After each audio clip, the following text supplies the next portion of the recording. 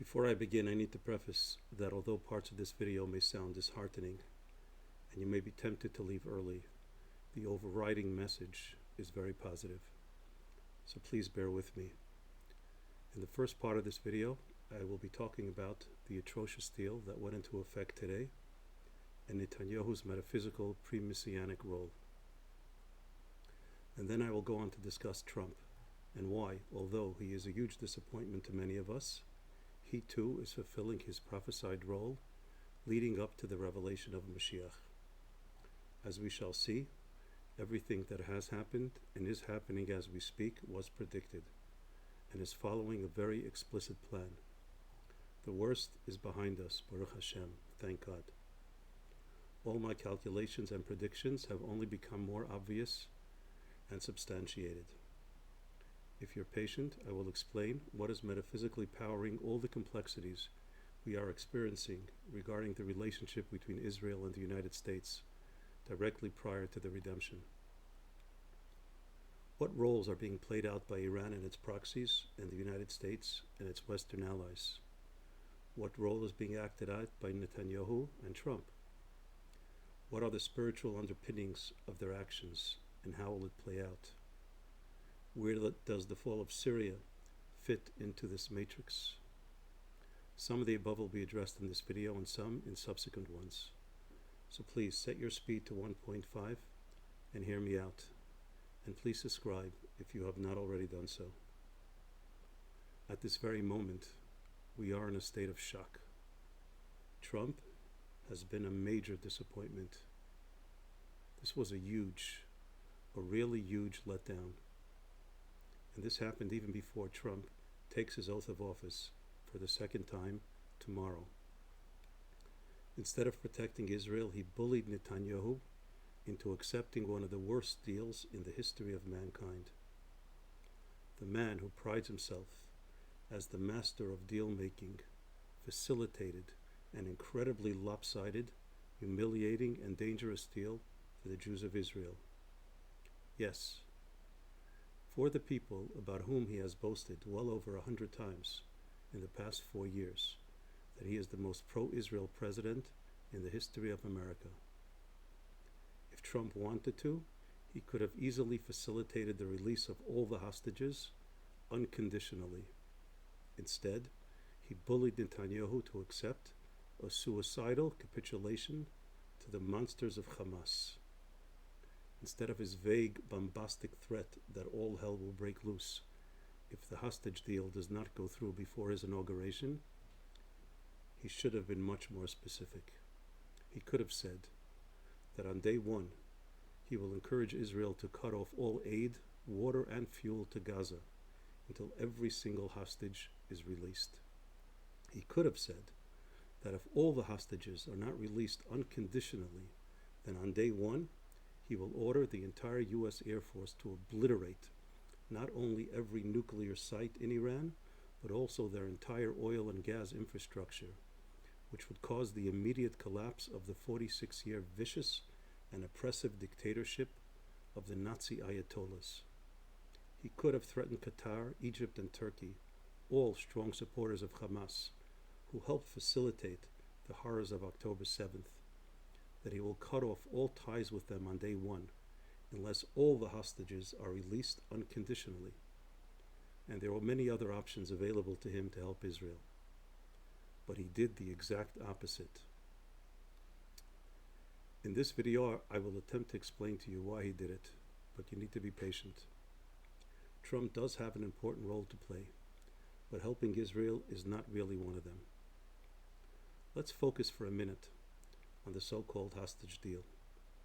While our enemies in Gaza and all over the world are celebrating with exultation and joy over the incredibly humiliating surrender and defeat of Israel by the hands of Hamas, Jews and righteous Gentiles with moral and intellectual clarity are devastated. We cannot begin to fathom the enormous amount of pain and trauma caused to our dear brothers and sisters in Israel who have lost loved ones through the bloody hands of the despicable monsters who are now being released and celebrated as heroes. many people were foolish enough to believe that Netanyahu is a great leader. The person who oversaw and actively promoted the buildup of Hamas for the past 15 years also allowed the morons who run the army and the Israeli intelligence, who ignored the crystal clear warnings of the impending disaster of October 7th, to continue in their positions. This incredibly inept and negligent individual has been praised by foolish right-wing commentators for his exemplary leadership since October 7th.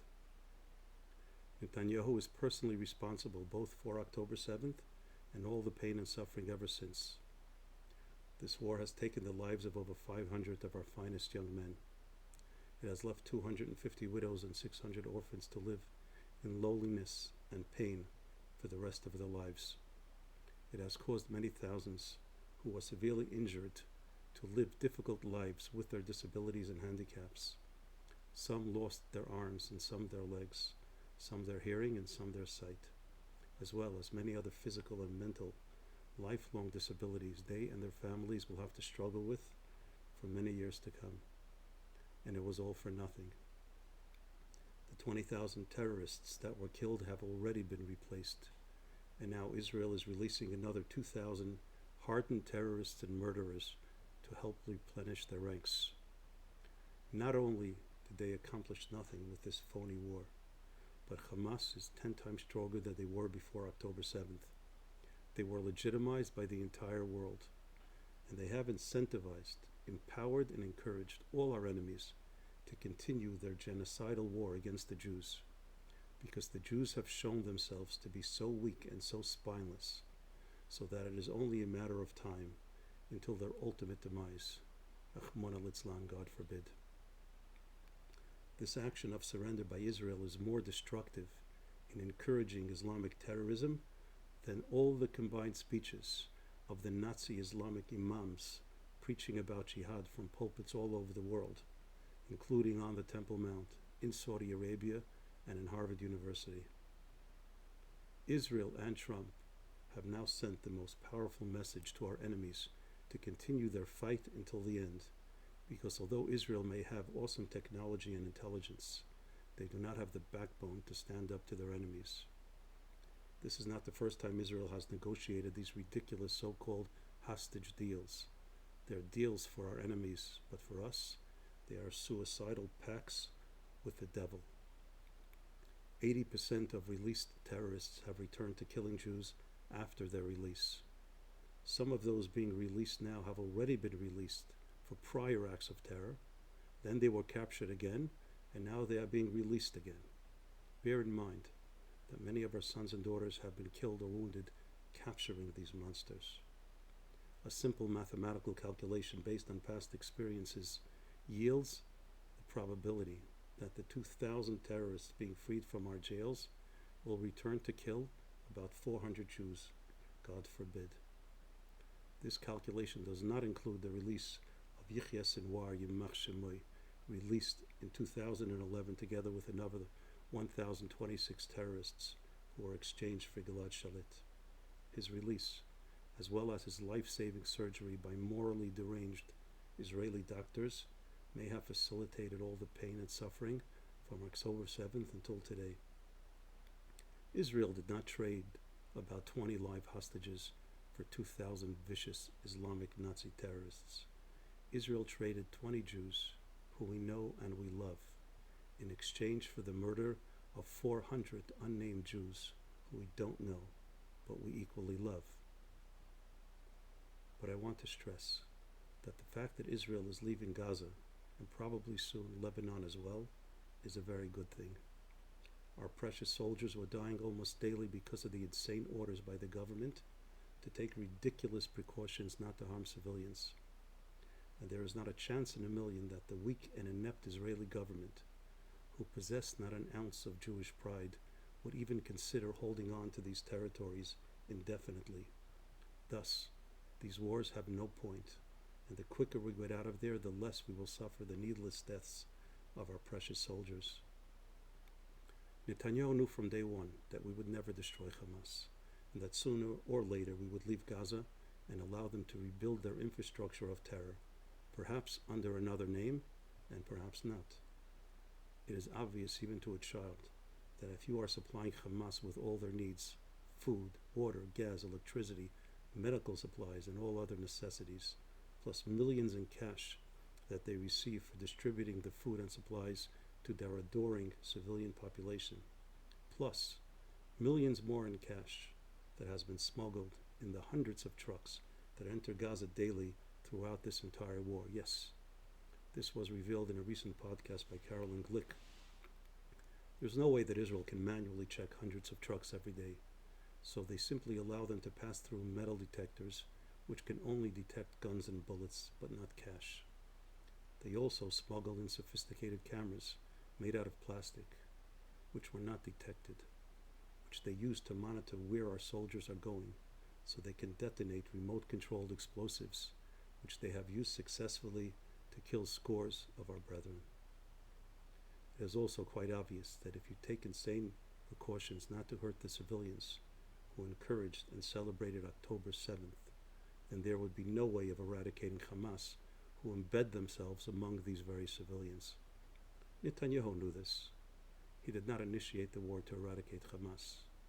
What his true intentions were, I do not know, but he is not a fool.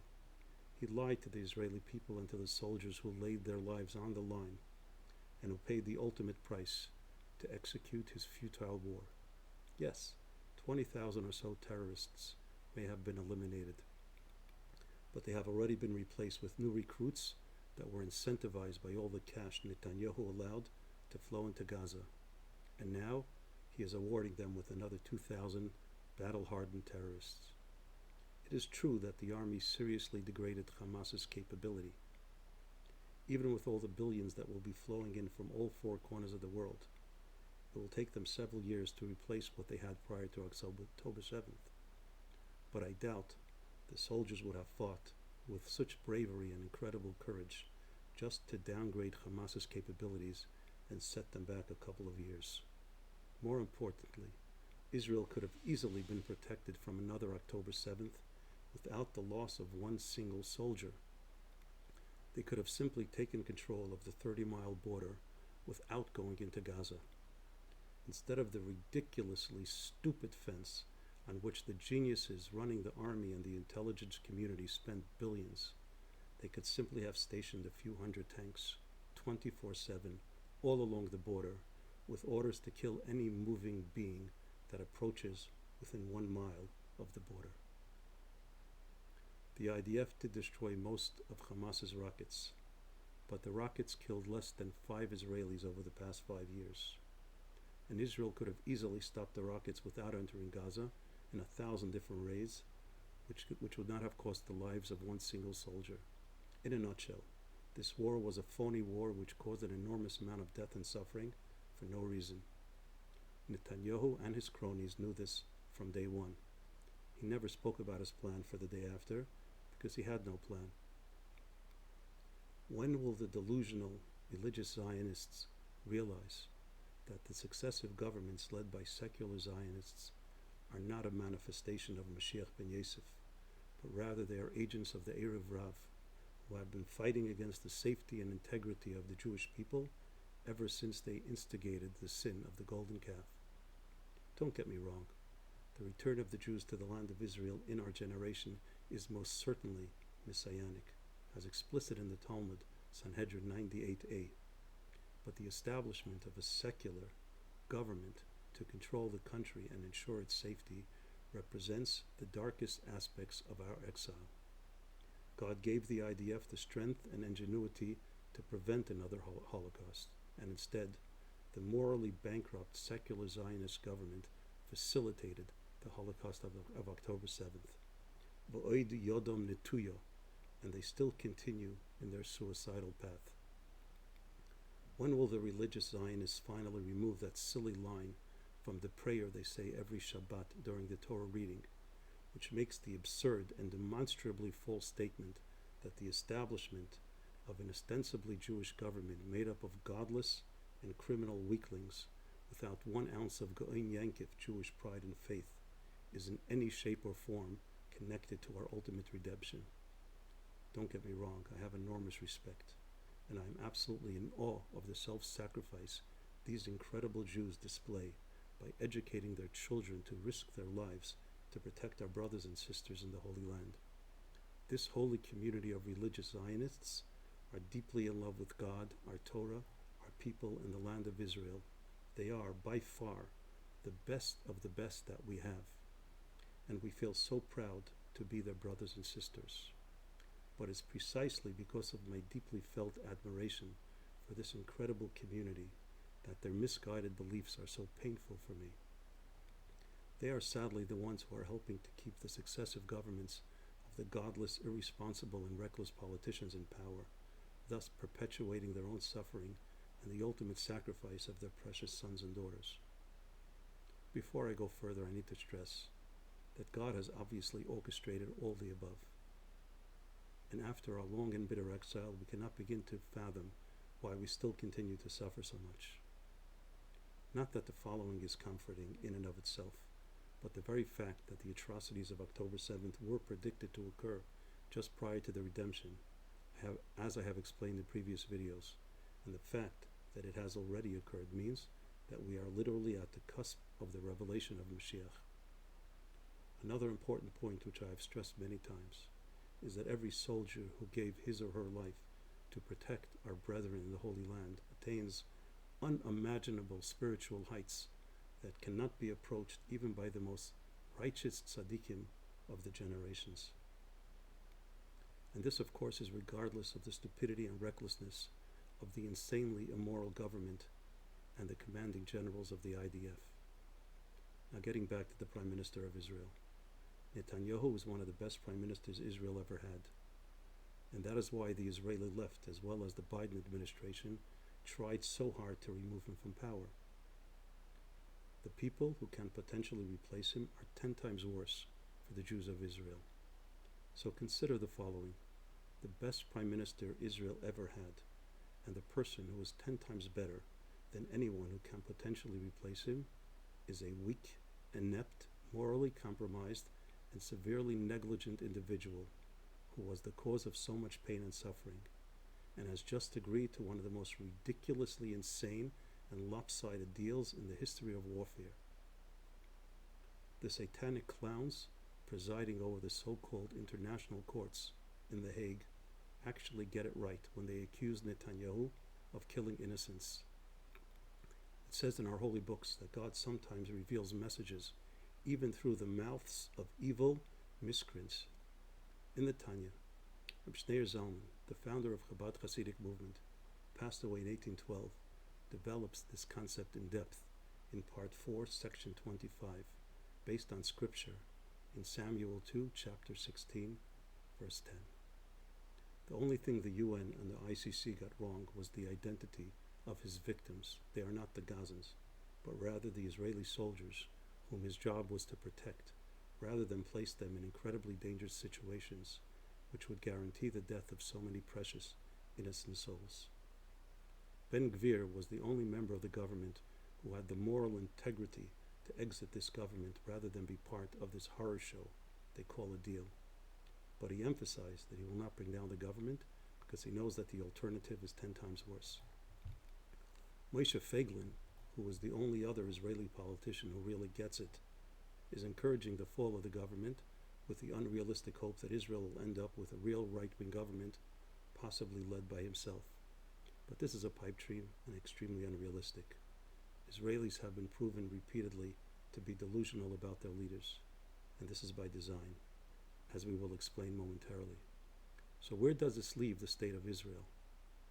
The answer is, it leaves Israel exactly in the place God wants it to be just prior to the redemption. God said so twice. Once to Moses, one of the first and by far the greatest of all prophets, and again to Daniel, one of the very last and the most beloved of all prophets. In the Torah portion of Azinu, in the last of the 5 books of Moses, the book we call Dvarim, and the Greeks call it Deuteronomy, in chapter 32, verses 35 and 36. Ki yoden Hashem amay v'alavod v'yisnechom, ki yira ki ozlas yod ve'efes otzur ve'ozov. The day of the end is concealed. It is sealed in my treasury. At that time, the day of disaster for the enemies of the Jews will be near, and their time is about to come. God will then take up the cause of his people and comfort his servants. He will see that they are powerless and paralyzed, and they have no leader or helper. And in Daniel chapter 12, verse 7,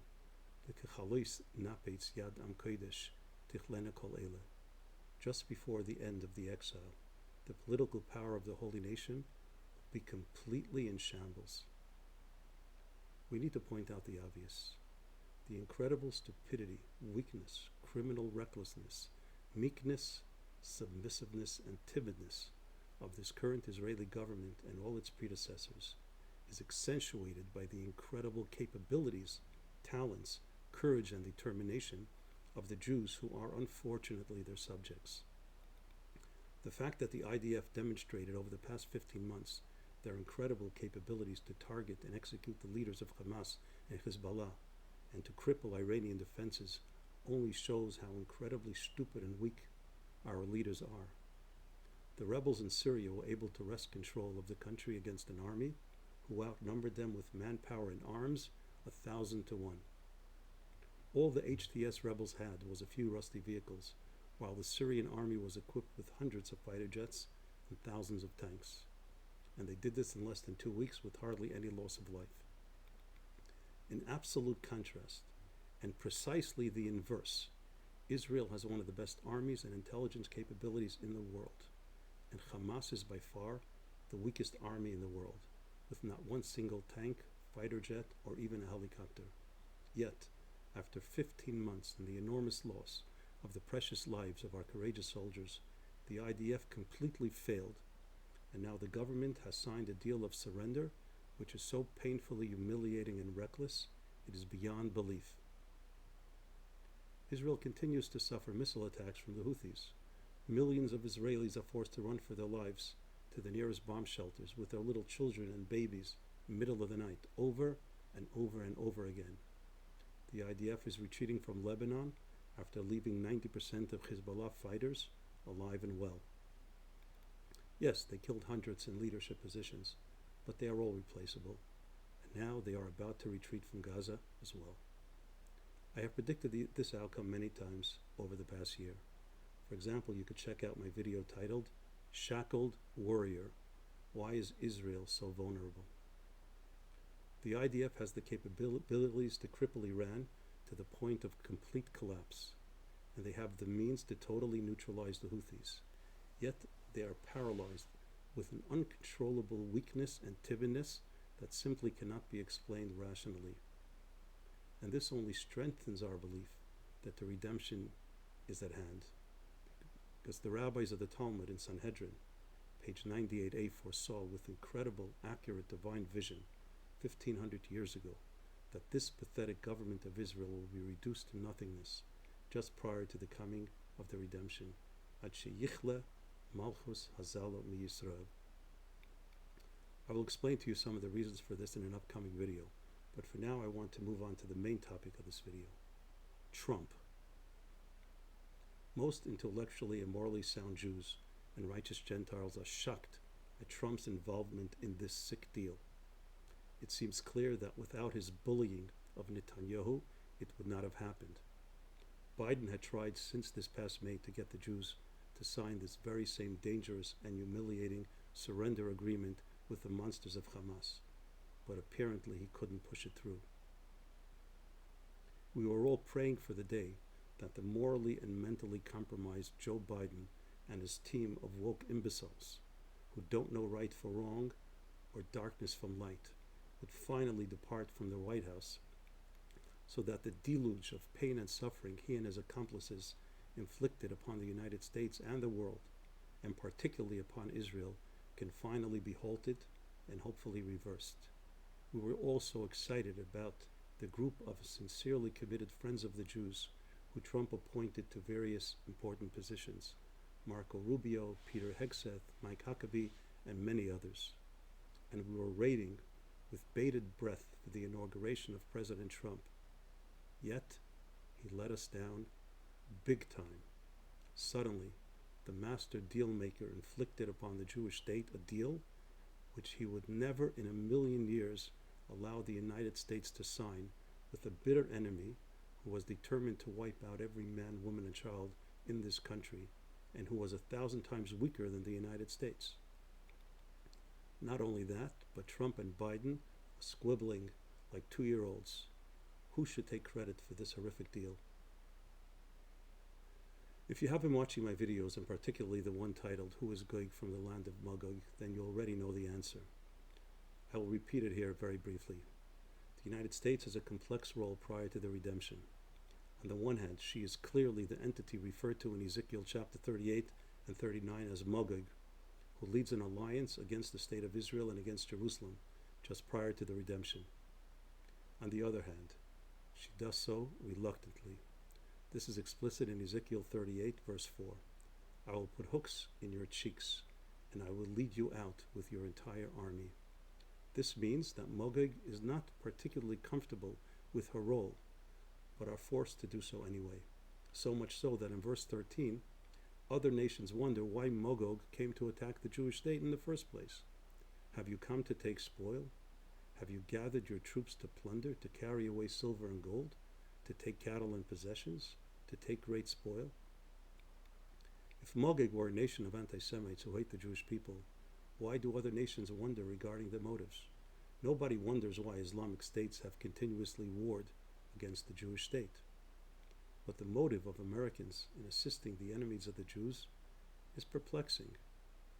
On the other hand, Persia, which in verse 5 is listed among the allies of Magog in its war against Israel, is destined to be toppled by the United States before Mashiach comes. This is explicit in the Talmud in Tractate Yuma, page 10a. Asida Poras Shetipol Biyad Remi. Persia will fall in the hands of modern-day Rome, which refers to the United States. I believe this role will be fulfilled by President Trump. Trump will take down Iran, not necessarily because he wants to protect Israel, because he realizes that a nuclear Iran, allied with Russia and China, is a threat to America, to Saudi Arabia, the Emirates, and all other ostensibly American allies in the region. In truth, the only reliable and dependable ally of the U.S. is Israel. But Trump does not understand this. Regardless of his motives, he will probably fulfill the role of taking down Iran. This is one of the reasons why I stated in several videos I published back in 2020 that I was convinced that Trump will be back in the White House for a second term. I was hoping that his second term would be continuous so that the tragedies of October 7th could be averted. Unfortunately, I was wrong on that point. But I believe he is back now to fulfill his role in crushing Iran. However, and of this I am certain, his primary role is for the good of America. And I'm not referring to tax cuts or the Mexican border. I will elaborate on his metaphysical destiny in my next video. However, as far as Israel's war with its enemies, Hamas, Hezbollah, the Houthis, who will all continue to be a menace to Israel even after the fall of Iran, and also in regard to Turkey and Egypt, who are also potential troublemakers. They both have large and capable armies, and regardless of their treaties and their ice-cold diplomatic relationship with Israel, both remain extremely hostile and dangerous. I do not believe Trump has any role in protecting Israel from all these enemies. Trump may even attempt to coerce Israel into making dangerous concessions to the fictitious Palestinians, the ones that celebrated October 7th and even participated in the massacre, and the ones that are dancing in the streets in solidarity with Hamas to celebrate Israel's humiliating deal of surrender, the deal that Trump just forced upon us. As a deal maker, Trump knows how to spot weakness in his opponent and use it to his advantage. Trump sees that the Muslims really mean what they say, that they will never give up their war against Israel. But he sees Netanyahu as a weakling who succumbed to Obama and Biden over and over again to the detriment of Israel. So Trump used this spineless coward to his advantage so he can boastfully and bombastically celebrate his awesome power and greatness at his inauguration tomorrow. In his next term, Trump may attempt to bully Israel in order to promote some kind of deal with Saudi Arabia or perhaps with Jordan and Syria. These types of deals would be encouraged by some of Trump's not so Israel friendly companions, like Stephen Witkoff, who apparently has strong financial ties with Qatar, as well as Trump's son in law Jared Kushner, who has strong financial ties with Saudi Arabia and the Emirates, and finally, the father in law of Trump's daughter Tiffany, Mossad Bolus, who apparently has ties with Hezbollah. Mossad brilliantly manipulated Trump into an endearing relationship with the Muslims in Michigan in gratitude for some of their votes. Trump also has a disturbing admiration for the despicable Holocaust-denying anti-Semite Tucker Carlson, who may also have Trump's ear in his upcoming administration. Recently, the Biden administration announced a $5 billion arms deal with Egypt. Will Trump cancel that deal, knowing full well that Egypt has been preparing for a war with Israel since the disastrous Camp David Accords? I seriously doubt that he will.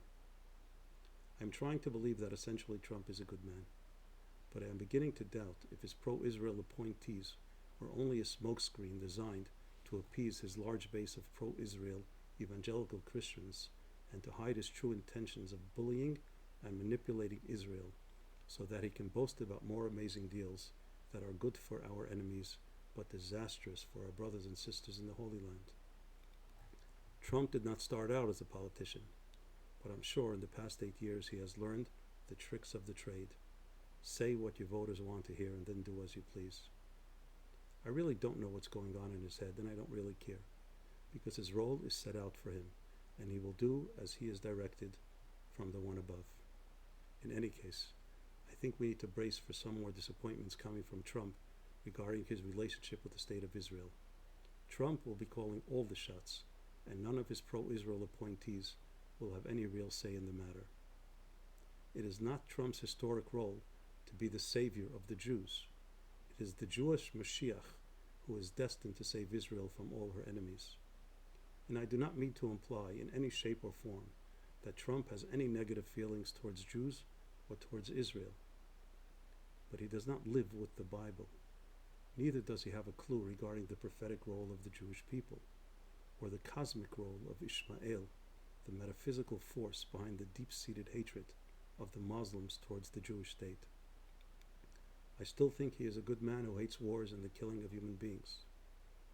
His attitude and conduct towards Israel is not coming from a bad place. Nonetheless, it will be misguided, because his role as the leader of Magog is to continue to prevent Israel from exercising sovereignty over the entire biblical land of Israel, and particularly the Temple Mount. To conclude with a positive message, the one we began with, everything we are experiencing is precisely according to plan. Everybody is fulfilling their roles, to the T. The revelation of Mashiach is imminent. There's a lot more to talk about, and I hope to see you soon in the next video. Till next time, may Hashem be with you, and please subscribe if you have not already done so. Shalom.